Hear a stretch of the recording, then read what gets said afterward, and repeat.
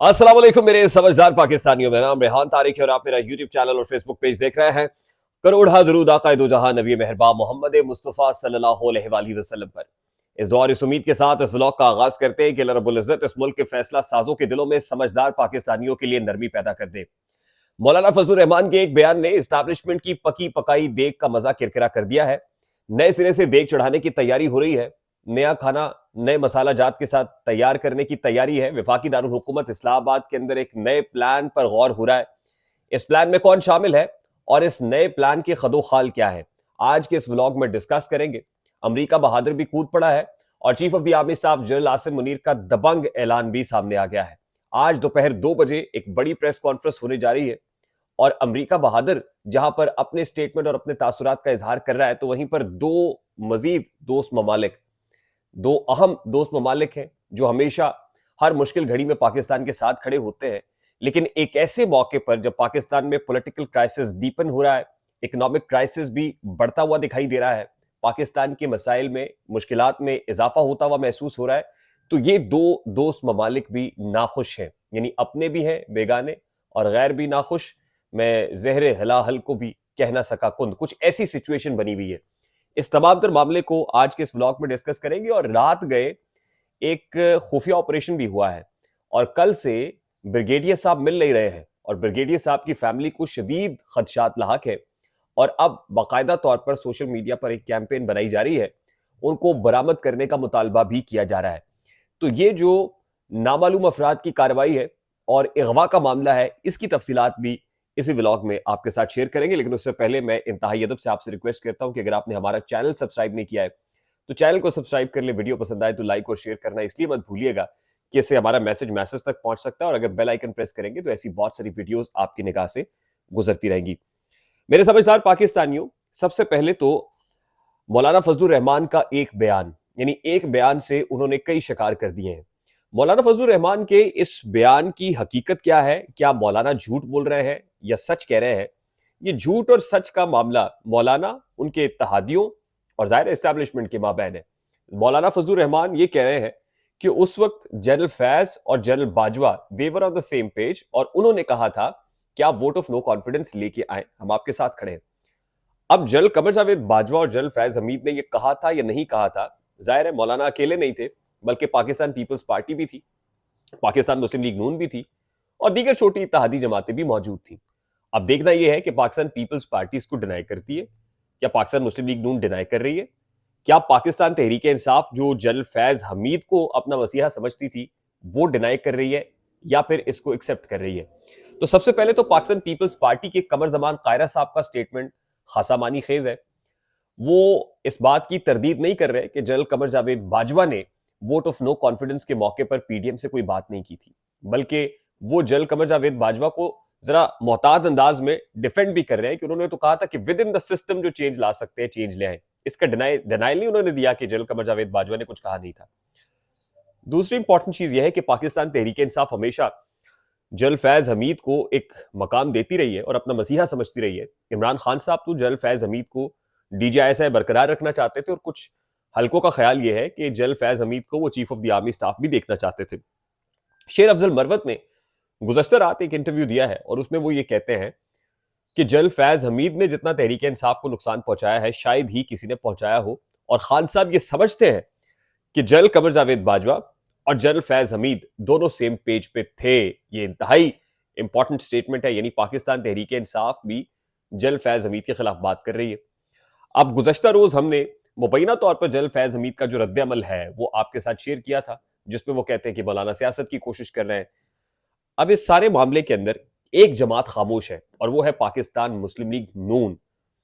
जो ज़ोमा है उनके ख्वाजा साद रफीक, ख्वाजा आसिफ जैसे, मरियम औरंगजेब साहिबा जैसी, वो मौलाना फजलुर रहमान के जुबानो बयान के ऊपर तो बात कर रहे हैं, लेकिन इसका डिनाइल नहीं दे रहे कि मौलाना जो कह रहे हैं वो गलत कह रहे हैं। ये खुल के नहीं कह रहे। शहबाज शरीफ साहब को तो वैसे ही चुप लगी हुई है। अब मौलाना ने जितना हैवी स्टेटमेंट दे दिया है और एक एक तीर से इस्टेब्लिशमेंट समेत पीपल्स पार्टी समेत पीएमएलएन सबको निशाना बनाया है। मौलाना ने अपना भाव बहुत बढ़ा लिया है, वेट बहुत बढ़ा लिया है। एक तरफ तहरीक इंसाफ ये कह रही है कि मौलाना फजलुर रहमान, जाहिर है उनके साथ जो बाहम शीरो शकर हो रहे हैं वो मौलाना की को सदारती उम्मीदवार के तौर पे भी पोस्ट कर सकते हैं और फिर मौलाना से बदले में उमर अयूब के लिए वजारत उज़्मा के वोट में मदद भी मांग रहे हैं, एहतजाज भी इकट्ठे करेंगे। मैं आपको ये बता दूं कि मौलाना सदारत से कम पे तो मानने वाले नहीं है। यानी अब भाव इतना बढ़ गया है कि मौलाना फजलुर रहमान को मनाने के लिए कुछ आउट ऑफ द बॉक्स ही करना पड़ेगा। और मौलाना जो कहते हैं ना कि शहबाज शरीफ मेरे पास आए, मैंने उनको कहा कि आप ऑपोजिशन बेंचेस पे बैठ जाएं, मैंने ये कहा और शहबाज शरीफ साहब फौरन चले गए। तो शहबाज शरीफ साहब जिनको एक घुमंड है, जोम है कि मौलाना फजलुर रहमान साहब आए, आते हैं, आए, नहीं आते, ना आए, हम पीनट्स दे के उनको राजी कर लेंगे, तो आपकी बार लगता है कि मौलाना मूंगफलियों के ऊपर तो राजी नहीं होंगे। अब it's not going to be an easy job, easy task या पीस ऑफ केक नहीं होने वाला, बल्कि अब की बार मौलाना का भाव इतना बढ़ गया है कि कुछ ज्यादा ही होगा, तभी मौलाना खुश होंगे। अब बात यह है कि पीपल्स पार्टी भी ब्लैकमेल कर रही है, मौलाना फजलुर रहमान भी आ गए हैं, इस्टेब्लिशमेंट भी मुश्किल में फंसी हुई है। वो करना क्या है, अब इस कट्टे को बांधना कैसे है? कल दोपहर 1 बजे का वाकया है, क्योंकि उनके घर वाले ये बताते हैं, ब्रिगेडियर रिटायर्ड असलम घुम्मन साहब NS 74 से पाकिस्तान तहरीक इंसाफ के आजाद उम्मीदवार जो मुंतखब हुए और उनके बकौल 35,000 की लीड से वो अपना इलेक्शन जीते। वो लाहौर से सियालकोट वापस जा रहे थे कि राह में ही मुबैना तौर पर उनको अगवा कर लिया गया, क्योंकि उनके घर वालों के साथ उनका राब्ता मुनक़ता हो गया है और उस वक्त से अब तक राब्ते में नहीं है। उमर अयूब साहब जो पाकिस्तान तहरीक इंसाफ के प्राइम मिनिस्टरशिप के लिए नॉमिनेटेड कैंडिडेट है, सेक्रेटरी जनरल है PTI के, उन्होंने अपने ट्विटर हैंडल के जरिए से ट्वीट करते हुए बताया है कि ये फैशिज्म उरूज पर है, उठाया गया है, वफादारियां तब्दील की जा रही हैं।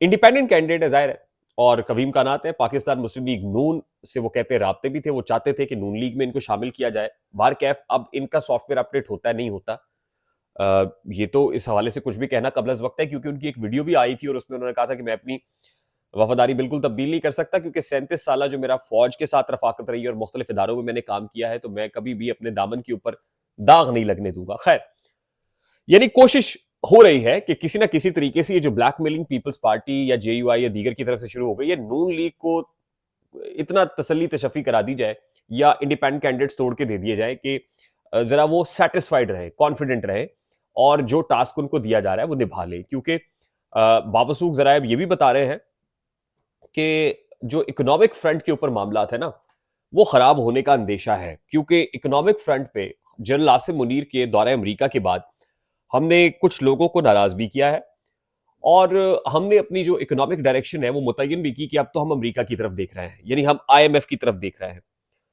अब सवाल ये कि अमेरिका किस तरफ देख रहा है, तो अमेरिका बहादुर का जो स्टेटमेंट है वो कहते हैं कि पाकिस्तानी इंतखाबात में मुबैना धांधली के इल्जामात पर तशवीश है, वोटर को डराने धमकाने के मुतालिक कुछ रिपोर्ट्स का सुना है, वोट अभी भी गिने जा रहे हैं और आलमी मुबस्सरीन जायजा ले रहे हैं। ये अमरीकी नेशनल माफ कीजिएगा अमरीकी नेशनल सिक्योरिटी के तर्जुमान का स्टेटेड पोजीशन है, यानी बाइडेन इंतजामिया ये कह रही है।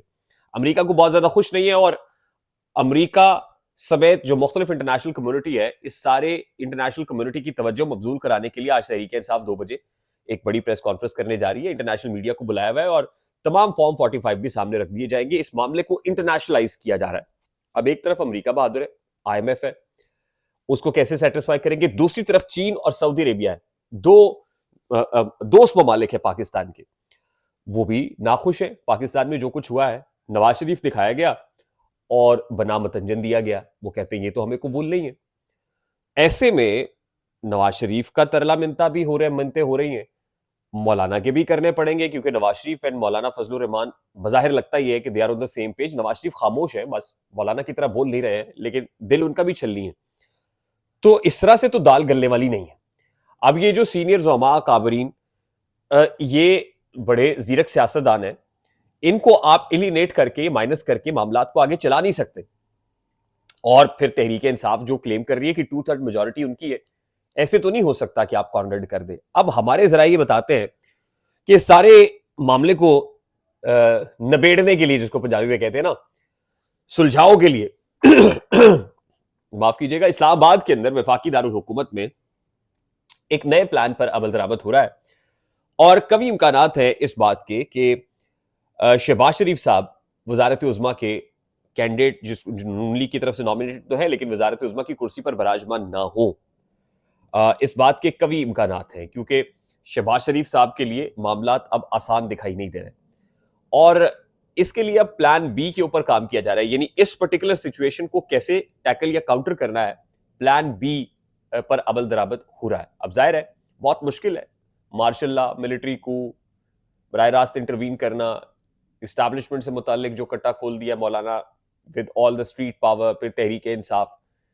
This looks quite difficult. और शहबाज शरीफ साहब भी खामोश हैं, सर पकड़ के बैठे हुए हैं। It looks quite difficult for him कि वो आके ऐसे इत्तेहाद को लीड करें।